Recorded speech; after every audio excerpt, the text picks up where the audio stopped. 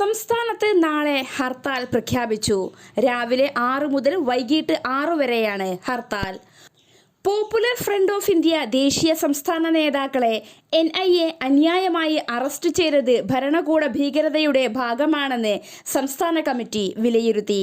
കേന്ദ്ര ഏജൻസികളെ ഉപയോഗിച്ച് എതിർ ശബ്ദങ്ങളെ നിശബ്ദമാക്കാനുള്ള RSS നിയന്ത്രിത ഫാസിസ്റ്റ് സർക്കാരിന്റെ ഭരണകൂട വേട്ടയ്ക്കെതിരെ നാളെ സംസ്ഥാനത്ത് ഹർത്താൽ നടത്തും. നേതാക്കളുടെ വീടുകളിലും ഓഫീസുകളിലും NIA നടത്തിയ റെയ്ഡ് ഭരണകൂട ഭീകരതയുടെ ഒടുവിലത്തെ ഉദാഹരണമാണെന്ന് സംസ്ഥാന general secretary A. Abdul Sattar പറഞ്ഞു. ബുധനാഴ്ച അർദ്ധരാത്രി മുതലാണ് രാജ്യവ്യാപകമായി പോപ്പുലർ ഫ്രണ്ടിന്റെ ഓഫീസുകളിലും നേതാക്കളുടെ വീടുകളിലും NIA റെയ്ഡ് നടത്തിയത്. കസ്റ്റഡിയിലെടുത്ത നേതാക്കളെ വിട്ടുകിട്ടിയില്ലെങ്കിൽ കൂടുതൽ പ്രതിഷേധങ്ങളിലേക്ക് കടക്കുമെന്നും സംസ്ഥാന കമ്മിറ്റി വ്യക്തമാക്കി.